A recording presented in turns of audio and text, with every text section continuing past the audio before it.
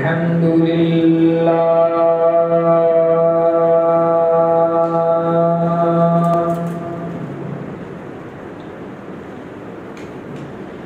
الحمد لله نحمده ونستعينه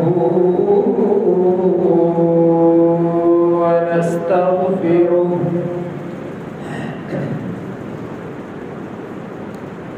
ونؤمن به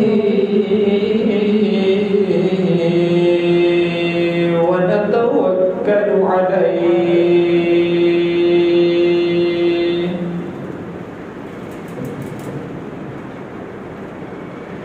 ونعوذ بالله من شرور أنفسنا ومن سيئات أعمالنا من يهده الله فلا مضل له ومن يضلله فلا هادي له ونشهد أن لا إله إلا الله وحده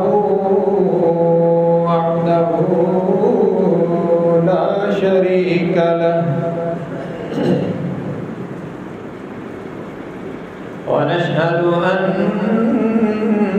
سيدنا وسندنا وشفيعنا قائدنا الأعظم وهادينا مرشدنا ومأوانا وملجانا ومولانا محمدا عبده ورسوله أرسله بالحق بشيرا ونذيرا وداعيا إلى الله بإذنه وسراجا منيرا وصلى الله تعالى عليه وعلى آله وأصحابه وبارك وسلم تسليما كثيرا كثيرا.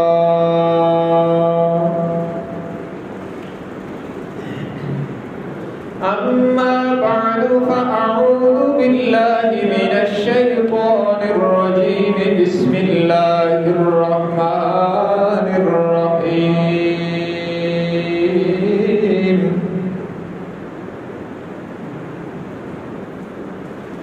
يسألونك عن ذي القرنين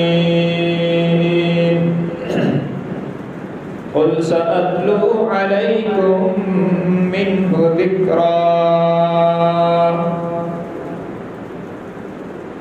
إنا مكنا له في الأرض وآتيناه من كل شيء سببا فأتبع سببا. وقال النبي صلى الله تبارك وتعالى عليه وسلم: الدنيا سجن المؤمن وجنة الكافر، أو كما قال النبي صلى الله تبارك وتعالى عليه وسلم. صدق الله وصدق رسوله النبي الأمي الهاشمي الأمين الكريم، ونحن على ذلك لمن الشاهدين والشاكرين، والحمد لله رب العالمين. إن الله وملائكته يصلون على النبي يا أيها الذين آمنوا صلوا عليه وسلموا تسليما اللهم صل على محمد وعلى آل محمد كما صليت على إبراهيم وعلى آل إبراهيم إنك حميد مجيد اللهم بارك على محمد وعلى آل محمد كما باركت على إبراهيم وعلى آل إبراهيم إنك حميد مجيد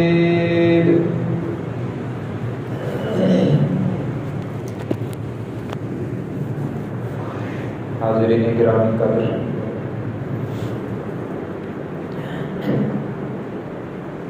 سورۃ الکہف کا واقعاتی جائزہ ہماری گفتگو کا عنوان چل رہا ہے،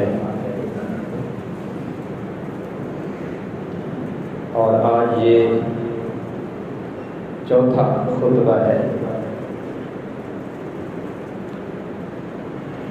اس سے پہلے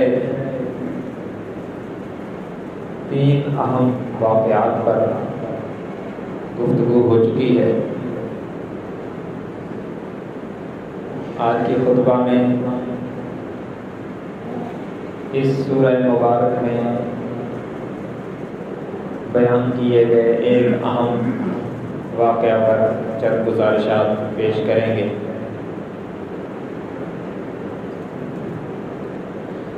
دراصل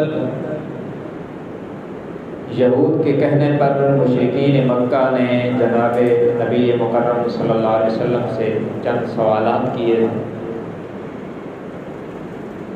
جس میں یہ تھا کہ اصحاب کہف کون ہیں اور روح کی حقیقت کیا ہے۔ اسی میں یہ سوال تھا کہ ذوالقرنین کون ہے، کیونکہ حضرت ذوالقرنین یہود کے محسن تھے، اور انہوں نے یہودیوں کو ایک وقت پہ تعاون فراہم کیا تھا، جبکہ اس وقت یہود دین حق تھا۔ تو اس لحاظ سے یہودیوں کو خصوصاً ان کے ذکر سے دلچسپی تھی، اور ان کا خیال تھا کہ اگر معاذ اللہ محمد صلی اللہ علیہ وسلم نبی برحق نہیں ہے تو پھر یہ نہیں بتا سکیں گے، اس لیے کہ اللہ کے نبی کے علاوہ کوئی نہیں بتا سکتا۔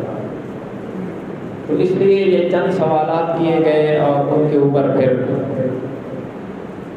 حضور صلی اللہ علیہ وسلم نے فرمایا تھا کہ میں کل بتاؤں گا۔ آپ انشاءاللہ کہنا بھول گئے تھے، جس پر اللہ تبارک و تعالی کی طرف سے محبت کے انداز میں اور تعلق کی گہرائی اور حساسیت کو بدلانے کے لیے تنبیہ فرمائی گئی، اور 17 یا 18 دن تک وحی منقطع ہوئی، اور اس کے بعد وحی اتری، اور اس میں فرمایا گیا وَلَا تَقُولَنَّ لِفَاعِلٍ وَلَا تَقُولَنَّ لِشَيْءٍ إِنِّي فَاعِلٌ ذَلِكَ غَدًا إِلَّا أَن يَشَاءَ اللَّهُ۔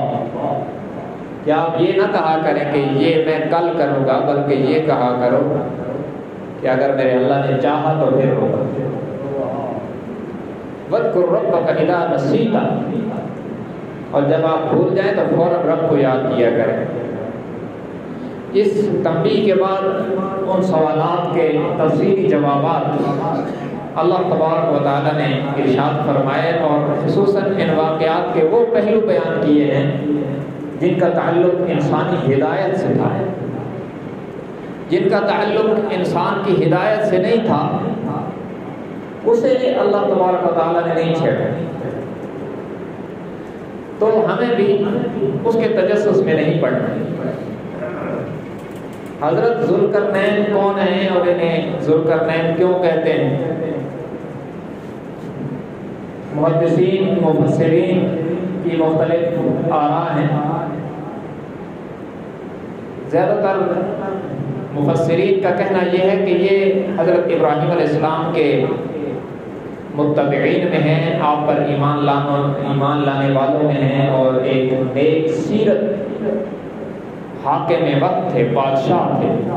بعض لوگوں نے انہیں پیغمبر بھی کہا، لیکن جمہور نے انہیں ایک نیک سیرت اور اللہ کے ولی اور بادشاہ کہا ہے۔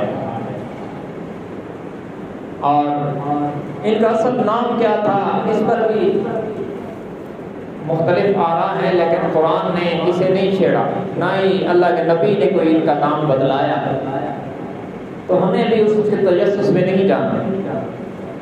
ذوالقرنین ان کا لقب تھا، اس کی بھی مختلف وجوہات بتلائی ہیں مفسرین نے۔ قرن زمانے کو بھی کہتے ہیں، اور قرن سینگ کو بھی کہتے ہیں، قرن دو طرفوں کو بھی کہتے ہیں عربی میں۔ تو مفسرین نے کہا کہ ان کی عمر 200 سال تھی، تو ایک صدی کو ایک قرن کہا جاتا ہے۔ تو ذوالقرنین کہنے کی وجہ یہ ہے کہ ان کی عمر 2 صدیوں پر محیط تھی۔ اور بعض نے کہا چونکہ یہ مشرق و مغرب دونوں طرفوں میں گئے ہیں جہاں تک اسباب نے ساتھ دیا، تو اس وجہ سے طرفین کی وجہ سے ذوالقرنین کہا جاتا ہے۔ بعض مفسرین نے کہا کہ ان کے سر پر جو شاہی تاج تھا اس کے اوپر جو ہے نا وہ 2 سینگ قسم کے لگے ہوئے تھے، تو قرن عربی میں سینگ کو بھی کہتے ہیں، ان کو ذوالقرنین اس وجہ سے کہتے ہیں۔ اللہ ہی بہتر جانتا ہے۔ یہ تو قیاس آرائیاں ہیں مختلف لوگوں کی بعد والوں کی۔ یہ مفسرین نے لکھا ہے کہ ابراہیم علیہ السلام کے متبع تھے، اور اس سفر میں حضرت خضر علیہ السلام بھی ان کے ساتھ تھے، اور ان کو حضرت ابراہیم علیہ السلام نے ان کے ساتھ لگایا تھا۔ تاریخی روایات میں کہا جاتا ہے کہ حضرت خضر علیہ السلام حضرت ابراہیم علیہ السلام کے خالہ زاد تھے، اور حضرت ذوالقرنین کی ملاقات ہوئی مسجد الحرام کے دروازے پر حضرت ابراہیم علیہ السلام سے۔ تو انہوں نے پوچھا کہ کہاں کا ارادہ ہے، تو انہوں نے اپنا ارادہ بتلایا کہ میں نے پوری کائنات میں جانا ہے جہاں تک اسباب ساتھ دے کے مشرق و مغرب تک اس وقت کے دین حق کا پرچم لہرانا ہے۔ تو اس پر حضرت ابراہیم علیہ السلام نے فرمایا کہ آپ انہیں بھی ساتھ لے جائیں یا آپ کا دعوت کریں۔ تو حضرت خضر علیہ السلام کے بارے میں جمہور مفسرین کا کہنا یہ ہے کہ وہ اللہ کے پیغمبر تھے، لیکن حضرت ذوالقرنین کے بارے میں یہ کہا جاتا ہے، زیادہ تر رائے یہی ہے کہ نیک سیرت بادشاہ تھے اور پوری دنیا پر ان کی حکومت تھی۔ 4 لوگوں نے ہماری تاریخ میں، تاریخ انسانی میں 4 لوگوں نے پوری دنیا پر حکومت کی ہے اپنے وقت پہ۔ ان میں سے 2 مسلمان ہیں اور 2 کافر ہیں۔ جو مسلمان ہیں وہ حضرت سلیمان علیہ السلام ہیں اور حضرت ذوالقرنین ہیں۔ حضرت سلیمان علیہ السلام پیغمبر بھی ہیں، حضرت ذوالقرنین کے بارے میں اختلاف ہے، لیکن ان دونوں نے پوری دنیا پر حکومت کی۔ اور جو کافر ہیں ان میں ایک بخت نصر ہے جو ظالم بادشاہ تھا، اور ایک نمرود ہے جو بدبخت حضرت ابراہیم علیہ السلام کے مقابلے میں آیا تھا۔ ان لوگوں نے بھی پوری دنیا پر حکومت کی ہے اسباب کے دائرے میں۔ تو ذوالقرنین ان کی حکومت بھی پوری دنیا پر تھی، اور قرآن کا جو طرز ہے اس سے یہ معلوم ہوتا ہے کہ انہوں نے مغرب و مشرق اور شمال کا جو سفر کیا ہے یہ نفاذ دین کے لیے کیا ہے۔ بعض لوگوں نے کہا کہ وہ آب حیات تلاش کر رہے تھے اور اس وجہ سے انہوں نے سفر کیا ہے، لیکن جہاں تک میں نے قرآن و سنت کو پڑھ کر اس سے نتیجہ نکالا ہے، ایک پیغمبر یا اللہ کے ولی کی شان سے یہ بعید لگتا ہے کہ وہ اتنا سفر اس لیے کرے کہ میں کوئی ایسا پانی پیوں جو ہمیشہ زندہ رہوں۔ ہمیشہ رہنے والی ذات صرف اللہ کی ہے، موت سے کوئی پاک نہیں۔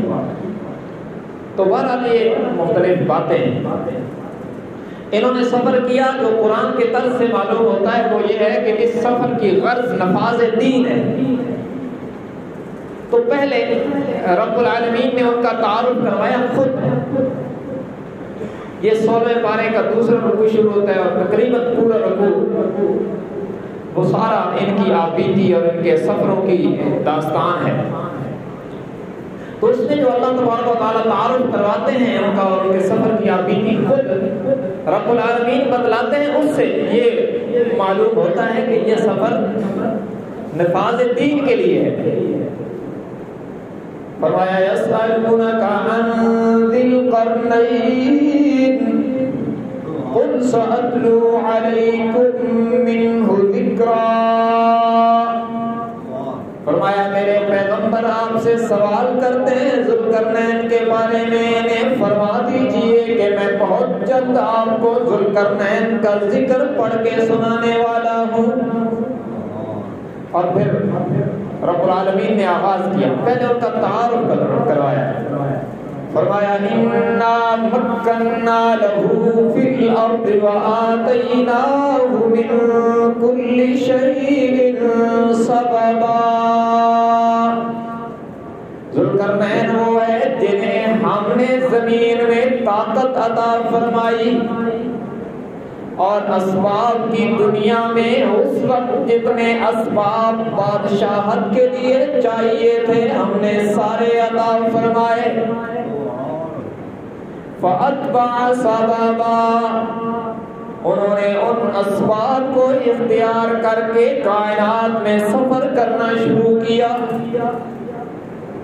اللہ فرماتے ہیں ہم نے طاقت دی، حکومت دی، اور اس وقت ایک حاکم کو، ایک بادشاہ کو حکومت چلانے کے لیے اور اپنا دین اور حکم نافذ کرنے کے لیے جتنے اسباب ضرورت تھے وہ ہم نے دیے۔ تو انہوں نے جو پہلا سفر کیا وہ مغرب کی طرف کیا، اور بعض لوگ یہ سمجھتے ہیں کہ جتنی دنیا ہے ساری گھومیں، ایسا نہیں ہے۔ اسباب کے درجے میں جہاں تک جانا ممکن تھا وہاں تک گئے، جہاں تک خشکی تھی اور پانی نہیں تھا، سمندر نہیں تھا، وہاں تک وہ گئے ہیں۔ یوں نہیں کہ جتنی دنیا ہے خشکی تری ساری ملا کر ساری جگہ نہیں گھومے، اسباب کے دائرے میں جتنا ممکن تھا وہاں تک گئے۔ تو مغرب کی طرف سفر کیا، حتی اذا بلغ مغرب الشمس، یہاں تک کہ وہ پہنچے سورج کے غروب ہونے کی جگہ، تغرب فی عین حمیۃ، کہ انہوں نے دیکھا کہ سورج ایک سرخ کیچڑ والے چشمے میں ڈوب رہا ہے۔ تو بعض لوگوں نے یہ سمجھا کہ ایسی جگہ پہنچے کہ جہاں پر جا کر کائنات ختم ہو جاتی ہے اور سورج ادھر جا کر کہیں جو ہے نا وہ نیچے والی جگہ پہ کسی سوراخ میں چلا جاتا ہے، ایسا نہیں تھا۔ یوں تھا کہ ساحل سمندر پر پہنچے اور آگے پانی اور کیچڑ تھا، تو دور سے جیسے دکھائی دیتا ہے نا کہ سورج پانی میں ڈوب گیا ہے، وہ اس طرح کا منظر تھا۔ یوں نہیں تھا کہ بس سورج کی انتہا ہے وہاں پر ختم ہو جاتا ہے، جیسے ادھر سے لوگ دیکھتے ہیں کہ فلاں پہاڑی پر فلاں پہاڑی کے پیچھے سورج غروب ہو گیا ہے، تو ایسا ہوتا تو نہیں ہے۔ ادھر جاتے ہیں تو پھر اگلی جگہ نظر آتی ہے کہ وہاں سورج غروب ہو گیا، اگر پانی سامنے ہو تو یہ لگتا ہے کہ اس پانی میں سورج غائب ہو گیا، حالانکہ ایسا نہیں ہوتا۔ تو چونکہ یہ دیکھنے میں ایسا تھا تو قرآن نے اس کو تعبیر کیا ہے کہ وہاں پہنچے تو وہاں پر ایک قوم کو دیکھا، باغی قوم، جو اللہ کو اور نبی وقت کو نہ ماننے والے تھے، تو کیا کیا؟ ان کے ساتھ انہیں دعوت دی اپنے اس وقت کے دین کی اور اعلان کیا. اور یہ اعلان کیسے کیا؟ قُلْ لَا يَا ذَا الْقَرْنَيْنِ، ہم نے کہا. یہ رب العالمین کا کلام ہے. اب اگر وہ پیغمبر ہیں تو وحی کے ذریعے سے اللہ تبارک و تعالیٰ نے فرمایا، اور اگر پیغمبر نہیں ولی ہے تو الہام کیا انہیں، کیونکہ الہام بھی برحق ہے کرامات اولیاء میں سے.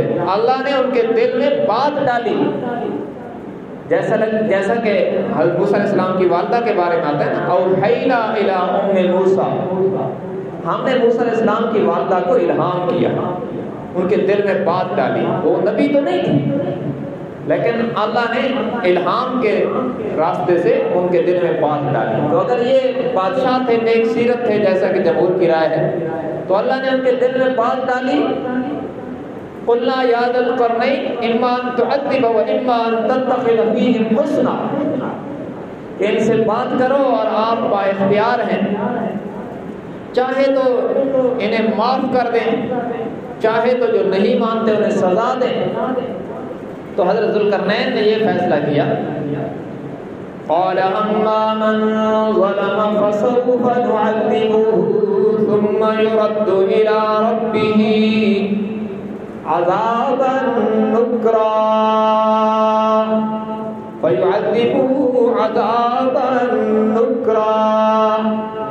فرمایا ہمارا فیصلہ یہ ہے کہ جو ظلم کرے گا، شرک کرے گا، کفر کرے گا، ہم بھی اسے سزا دیں گے، اور جب اللہ کے پاس جائے گا تو اللہ کی عدالت سے بھی شدید ترین سزا پائے گا.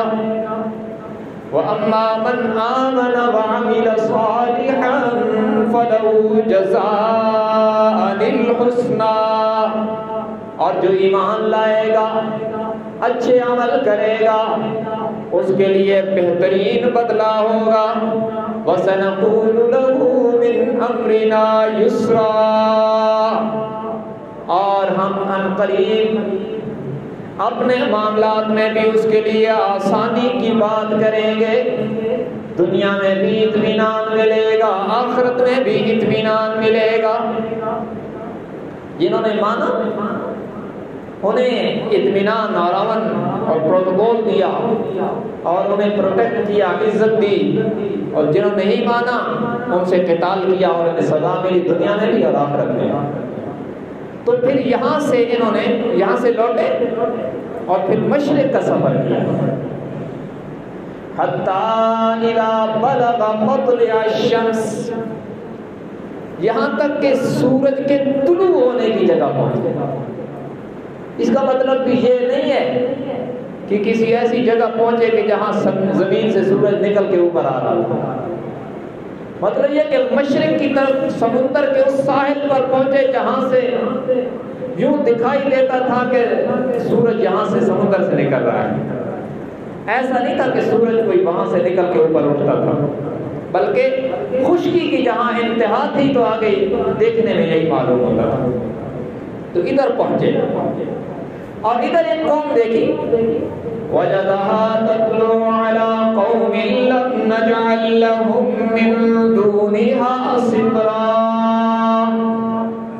ادھر ایک ایسی قوم دیکھی جن کے پاس کوئی چھت نہیں ہے، بالکل بیکورڈ قوم ہے، بس ایسے ہی بغیر چھت کے رہتے ہیں. جب سورج طلوع ہوتا ہے تو دھوپ سے بچانے کا ان کے پاس کوئی انتظام نہیں ہے، اور عجیب قسم کی جو ہے نا وہ وحشی قوم ہے. تو ان سے بھی ان کی بات ہوئی حضرت ذوالقرنین کی، اور نفاذ دین کیا وہاں پر بھی. اور وہی قانون جو پیچھے تھا کہ جو مانے گا فلاح پائے گا، نہیں مانے گا تو دنیا اور آخرت میں سزا پائے گا، یہاں پر بھی اسی قانون کو انہوں نے نافذ کیا. اور پھر یہاں سے یعنی پہلے مغرب میں گئے، پھر مشرق میں گئے، اور یہاں سے پھر شمال کا سفر کیا. پوری دنیا پر دین نافذ کیا اور پوری دنیا پر ان کی حکومت تھی، تو اسباب کی دنیا میں جہاں تک جانا ممکن تھا وہاں سارے سفر کیے، تو یہاں سے شمال کا سفر کیا، اور قرآن اس کو تعبیر کرتا ہے حَتَّى إِذَا بَلَغَ بَيْنَ السَّدَّيْنِ وَجَدَ مِن دُونِهِمَا قَوْمًا لَا يَكَادُونَ يَفْقَهُونَ قَوْلًا۔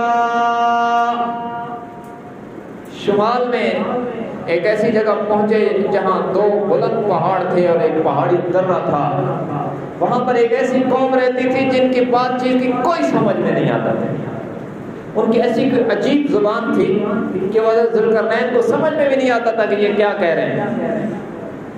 تو اب ترجمان کے ذریعے سے ان سے بات ہوئی، تو انہوں نے دیکھا کہ بادشاہ ہے اور ان کے ساتھ لاہو لشکر ہے اور نیک سیرت معلوم ہوتا ہے، تو انہوں نے ایک پیشکش کی، قالوا یا ذا القرنین ان یأجوج ومأجوج مفسدون فی الارض فهل نجعل لك خرجا على ان تجعل بیننا وبینهم صدا قال ما مکنی فیہ ربی خیر فأعینونی بقوة اجعل بینکم وبینهم ردما آتونی زبر الحدید۔ انہوں نے کہا ہے ذوالقرنین، یہاں پر یاجوج و ماجوج نے ہمیں پریشان کر رکھا ہے، ہم آپ کو اجرت دیں گے لیکن ایک مہربانی کیجئے، پہاڑی کے درے کے اندر ایک ایسی دیوار تعمیر کر دیں تاکہ یاجوج و ماجوج ادھر نہ آ سکیں۔ پہاڑوں سے پرلی طرف ایک قوم رہتی تھی یاجوج ماجوج، جس کے بارے میں کہا جاتا ہے کہ یہ نوح علیہ السلام کے بیٹے یافس کی اولاد میں سے، اور وہ ایک وحشی قوم تھی، وہ آتے تھے اور بگاڑ ہر چیز کو بگاڑ دیتے اور تباہی بربادی کر کے تو واپس چلے جاتے تھے۔ تو انہوں نے حضرت ذوالقرنین سے کہا کہ آپ بڑے اچھے معلوم ہوتے ہو، قوت بھی آپ کے پاس ہے، تو ہم آپ کو اجرت دیں گے اگر آپ اس پہاڑی کے اس درے کے اندر ایسی کوئی مضبوط اور اونچی دیوار بنا دیں جس کو وہ پھلانگ نہ سکیں اور ہمیں اس مصیبت سے نجات ملے۔ تو اللہ کے ولی نے کہا قال ما مکنی فیہ ربی خیر، جو اللہ نے مجھے مال و دولت عطا فرمائی مجھے وہی کافی ہے، تمہاری دولت نہیں چاہیے۔ فَأَعِينُونِي بِقُوَّةٍ، بس یہی ہے کہ تم جسمانی طاقت کے ساتھ میرے ساتھ تعاون کرو، سامان اٹھا کے لاؤ، میں دیوار بنا دوں گا۔ اجعل بینکم وبینہم ردما، میں تمہارے اور ان کے درمیان دیوار بناؤں گا۔ مزدوری کا مال و دولت کا طالب نہیں ہوں، بس اتنا کہتا ہوں آتونی زبر الحدید، لوہے کے ٹکڑے اٹھا اٹھا کے لاؤ، تم لاتے جاؤ، میں رکھتا جاؤں گا، دیوار بنے گی۔ لوہے کے بڑے بڑے تخت اٹھا کے لائے، اور پہلے دور کے لوگوں کی طاقتیں تو ضرب المثل تھی، آج کے دور پر اسے قیاس نہیں کیا جا سکتا۔ آج تو ہمارے جیسے لوگ بالٹی اٹھانا بھی بڑی مصیبت سمجھتے ہیں، اور پہلے والے جو لوگ تھے عاد و ثمود والے، اور وہ تو ہمارے جیسے لوگوں کو دھکا مارتے تھے، شاید 3 جگہ پر گرتے۔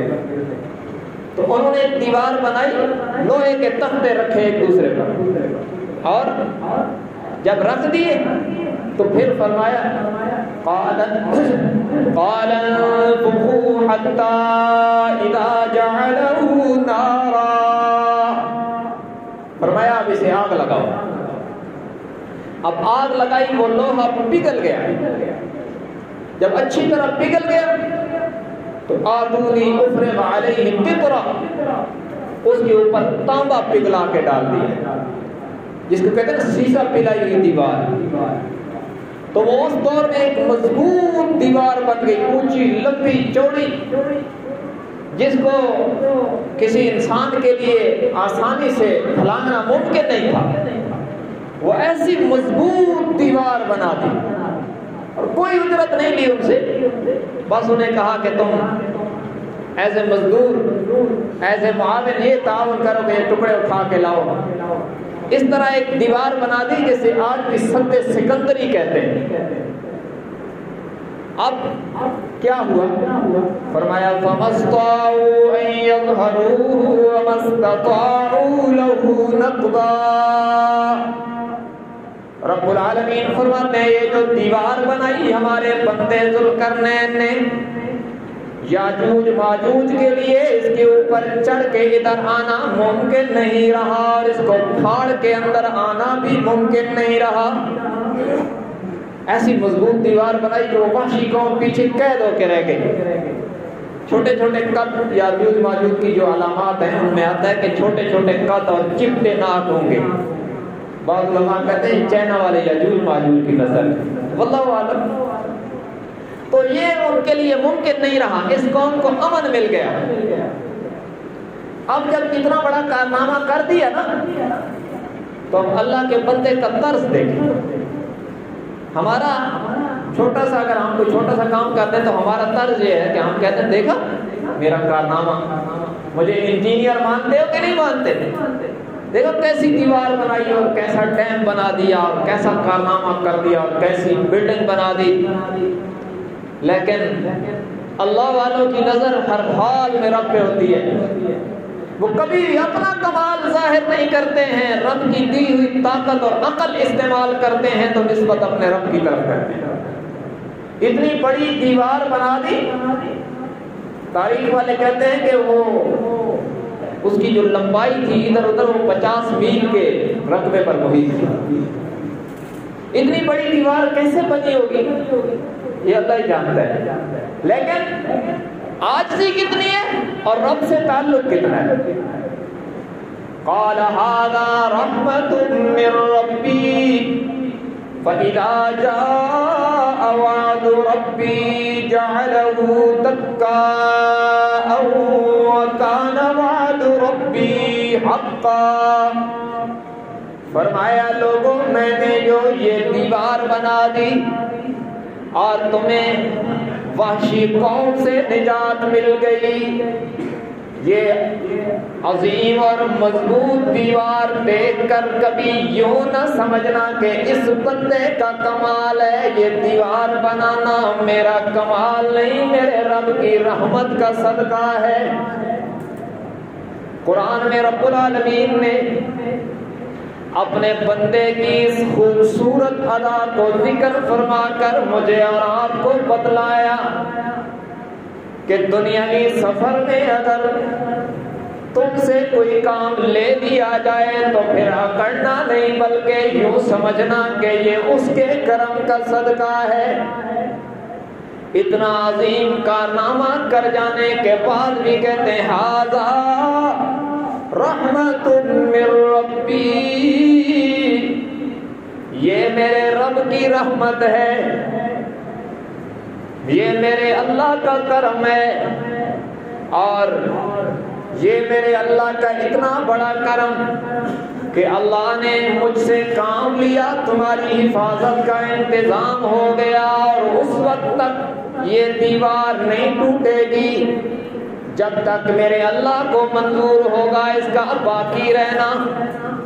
اور جب رب العالمین قیامت سے پہلے اللہ کی مشیت ہوگی اس کے ٹوٹنے کی تو پھر یہ ریزہ ریزہ ہو جائے گی اور قیامت آئے گی تو میرے رب کا وعدہ حق ہے، اس دن سے پہلے تمہیں کوئی نہیں چھیڑے گا۔ گارنٹی بھی ساتھ بتلا دی، نبی ہیں تو وحی کے ذریعے اور ولی ہیں تو الہام کے ذریعے کہ اب تمہیں نہیں چھیڑنے والے ہیں، تم مطمئن رہو۔ ہاں جب اللہ کی مشیت ہوگی اس کو توڑنے کی تو پھر یہ ریزہ ریزہ ہو جائے گا۔ بعض روایات میں ہے کہ یاجوج ماجوج روزانہ نکلتے ہیں اور اس دیوار کو توڑنے کی کوشش کرتے ہیں، لیکن جب تھوڑی سی رہ جاتی ہے نا شام کو تو وہ کہتے ہیں ابھی تو تھوڑی سی رہ گئی باقی کل توڑیں گے، انشاءاللہ نہیں کہتے، اور جب کل آتے ہیں تو دوبارہ پہلے کی طرح بنی ہوتی ہے۔ اور جب قیامت کے قریب اللہ کو منظور ہوگا اس کا توڑنا تو پھر حدیث میں ہے کہ جب تھوڑی سی رہ جائے گی تو ان میں سے کوئی کہے گا کہ اب تھوڑی سی رہ گئی باقی انشاءاللہ کل توڑیں گے۔ جب دوسرے دن آئیں گے اور تھوڑی سی باقی ہوگی اس کو ٹوٹ کر یاجوج ماجوج آئیں گے اور دنیا میں تباہی مچائیں گے۔ قرآن کہتا ہے حَتَّى إِذَا فُتِحَتْ يَأْجُوجُ وَمَأْجُوجُ وَهُمْ مِنْ كُلِّ حَدَبٍ يَنْسِلُونَ وَاقْتَرَبَ الْوَعْدُ الْحَقُّ فَإِذَا هِيَ شَاخِصَةٌ أَبْصَارُ الَّذِينَ كَفَرُوا يَا وَيْلَنَا قد كنا في غفلة من هذا ما كنا ظالمين۔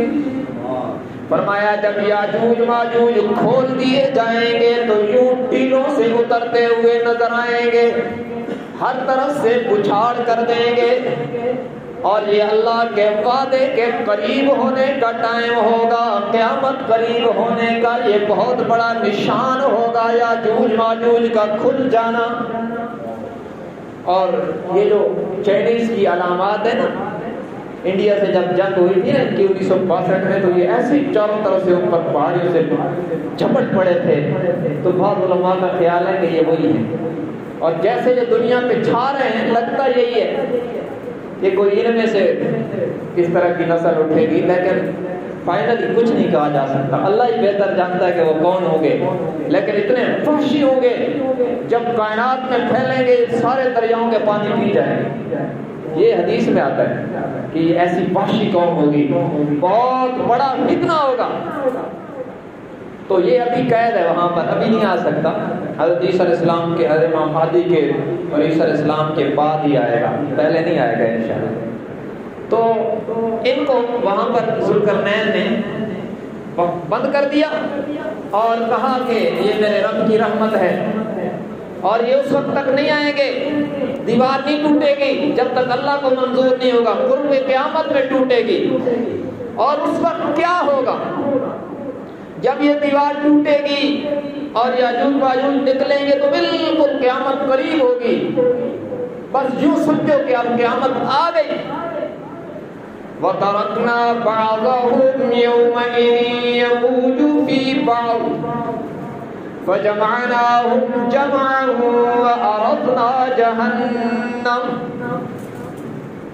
وَأَرَدْنَا جَهَنَّمَ يَوْمَئِذٍ لِلْكَافِرِينَ عَرْضًا۔ فرمایا اس دن تم دیکھو گے لوگ آپس میں گتھم گتھا ہو جائیں گے۔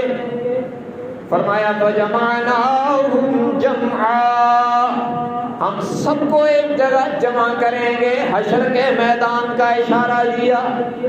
وَأَرَدْنَا جَهَنَّمَ يَوْمَئِذٍ لِلْكَافِرِينَ، اس دن کافروں کے لیے جہنم کو سامنے لایا جائے گا، دہکتی ہوئی دوزخ سامنے آئے گی نہ ماننے والوں کے لیے۔ اور اگر ایک اور آیت پڑھوں تو وَأُزْلِفَتِ الْجَنَّةُ لِلْمُتَّقِينَ،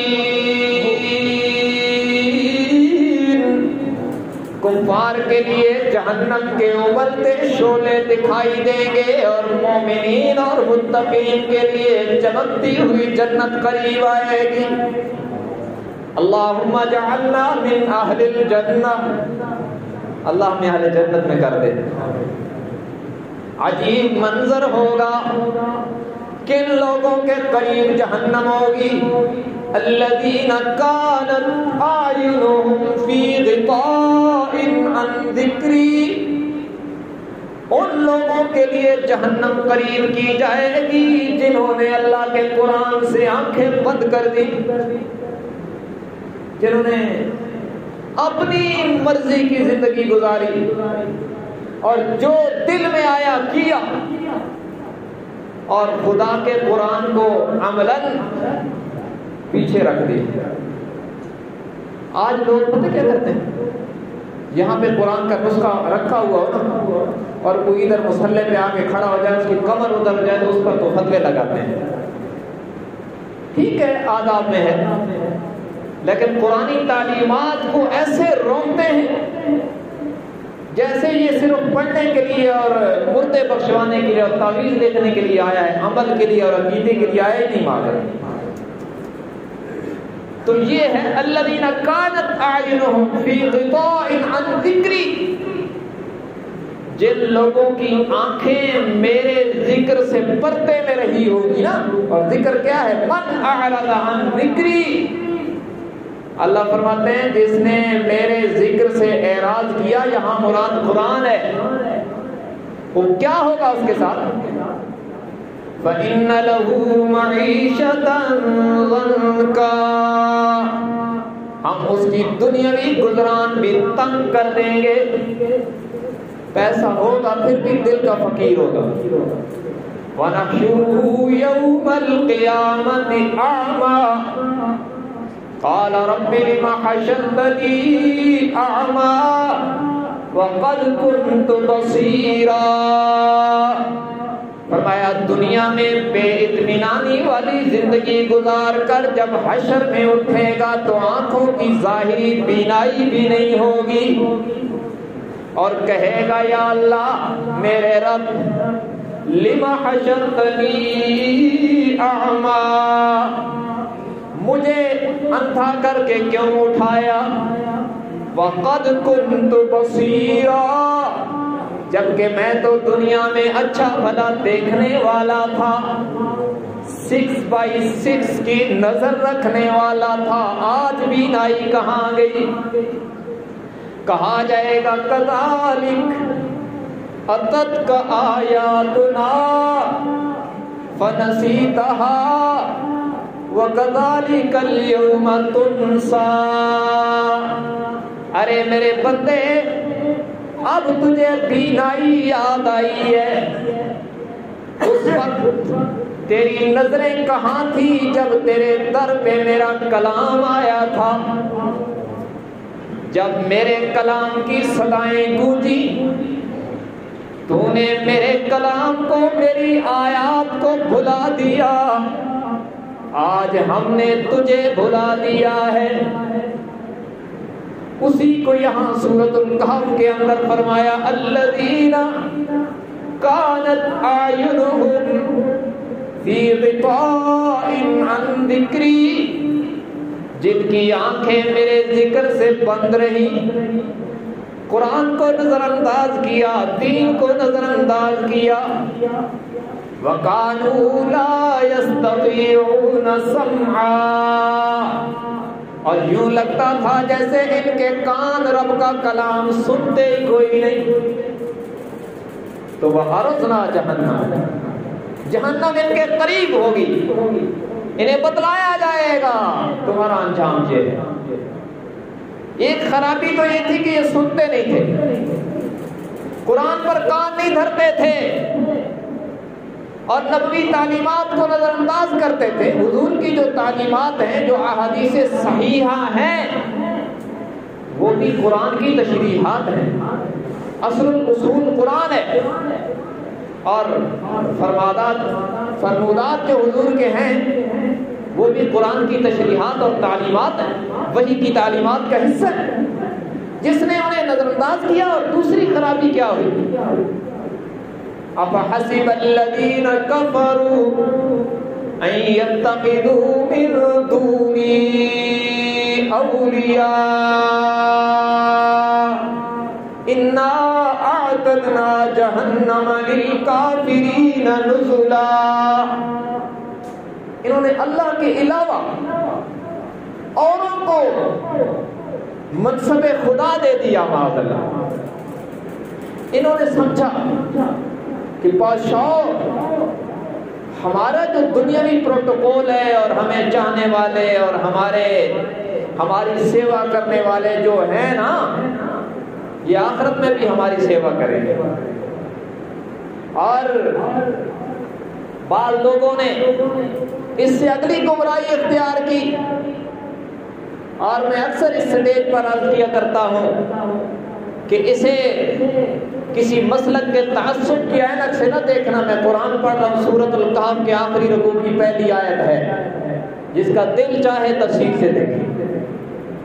بعض لوگوں نے یہ کیا اس وقت بھی اور آج بھی کر رہے ہیں کہ بس ہم حضرت کو نذرانہ جو دیتے ہیں، ہمیں کچھ کرنے کی کیا ضرورت ہے. اور بعض ناعاقبت اندیش اور مذہبی رہزن قسم کے ان لوگوں نے جنہوں نے پیری کا روپ اختیار کیا، میں ان کو پیر نہیں کہہ سکتا، انہوں نے بھی کہا کہ بس تمہیں بادشاہ تم ہمیں نذرانے دیتے جاؤ، ہماری جیب خالی نہیں رہنی چاہیے، تو آخرت میں ہم نمٹ لیں گے. اور یہ وہ خطرناک نظریہ ہے جو ان کو بھی برباد کر دے گا اور ان بیچاروں کو بھی برباد کر دے گا. تو انہوں نے افحسب الذین کفروا ان یتخذوا من دونی اولیاء، اللہ کے علاوہ جن کو دوست بنا لیا اور ان پر بھروسہ کر لیا، یہ بھی خطرناک ہے. فرمایا انا اعتدنا جہنم للکافرین نزلا، ہم نے کفار کے لیے جہنم تیار کر کے رکھی ہے، ان کی مہمان نوازی جہنم سے ہو.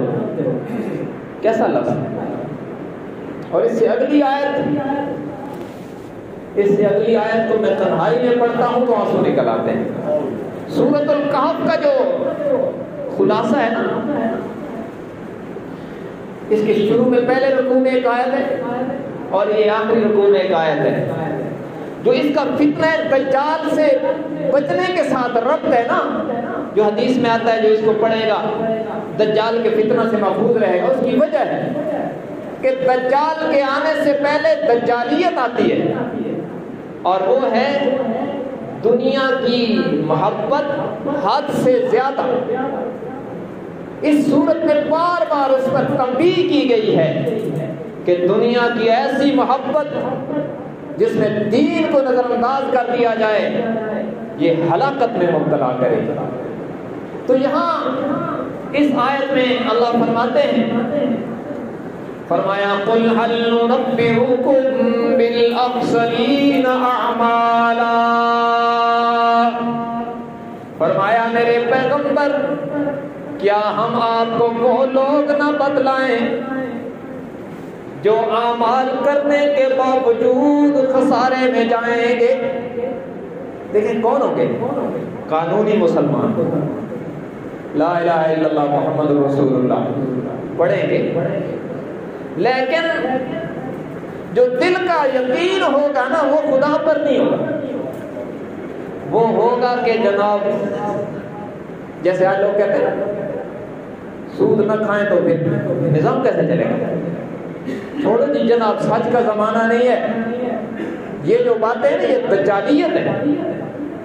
اسلام کوئی نبی علیہ السلام کے دور میں نہیں تھا صرف، یہ تو قیامت تک کے لیے ہے.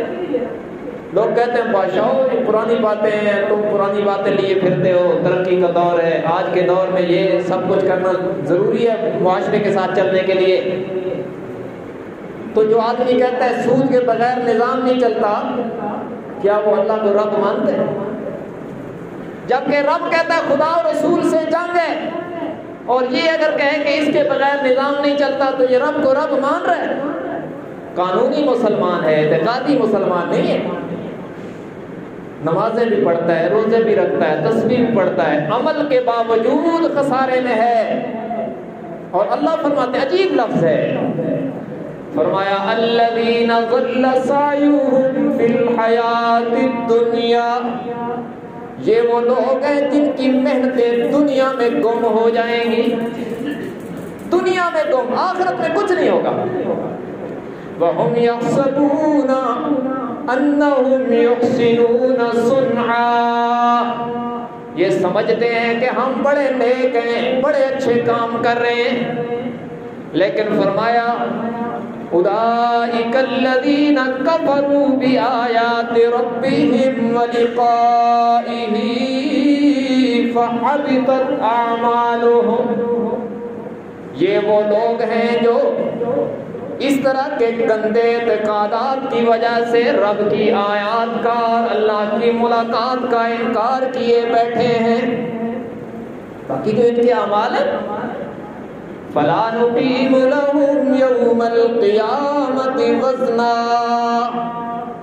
فرمایا ان کے اعمال کے لیے اللہ قیامت کے دن ترازو ہی نہیں رکھے گا، کیونکہ بے وزن اعمال ہوئے. یقین جو رب پر ہوگا بس بظاہر نمازیں اور روزے ہوں گے لیکن یقین کی تاریں ادھر اٹکی ہوں گی. آپ نے دیکھا نہیں پہلی سب کے نمازی ہوتے ہیں سود کھاتے ہیں، کس کام کی نماز ہے؟ خدا اور رسول سے اعلان جنگ کرتا ہے اور ادھر آ کے سجدے بھی کرتا ہے، قانون کا مسلمان ہے. موت کو یاد رکھو میرے بھائیو. سورہ کہف کا خلاصہ یہ ہے کہ چند روزہ دنیا پر ہمیشہ کی آخرت قربان نہ کرو. رزق کا ضامن اللہ ہے، کوئی بھوکا نہیں مرے گا. اللہ سورج غروب کرنے سے پہلے ساری مخلوق کے رزق کے انتظام کر دیتا ہے. کسی کو بھوکا نہیں مرنا. خدا اور رسول کی حدود کو مت کراس کرو ورنہ دنیا اور آخرت میں مارے جائیں. دجالیت یہی ہے کہ دنیا کی محبت حد سے زیادہ ہو جائے. سورہ کہف کا خلاصہ یہ ہے کہ چند روزہ دنیا پر اللہ کی رضا اور ہمیشہ کی آخرت والی زندگی کا انجام قربان نہ کرو ورنہ موت آتے ہی ہم پچھتائیں گے اور پچھتانے کا کوئی نتیجہ نہیں نکلے گا. اس لیے توبہ کرو، بانڈ خریدنا بند کرو. کہیں گے بھائی بڑی سخت باتیں کرتے ہیں لیکن قیامت کے دن یہ تو نہیں کہو گے نا کہ یہ بدلاتا نہیں تھا. ہم نے تو بدلا دیا ہے. بانڈ خریدنا بند کرو سارے سودی نظام ہیں اور سیونگ اکاؤنٹ جو بینکوں نے رکھوائے ہوئے آپ نے پیسے اور منافع لے لے کے کھا رہے انہیں بند کرو ورنہ آخرت میں مارے جاؤ گے. اللہ تبارک و تعالی ہم سب کو دین حق کی صحیح سمجھ اور اس پر عمل کی توفیق عطا فرمائے. وآخر دعوانا ان الحمدللہ رب العالمین.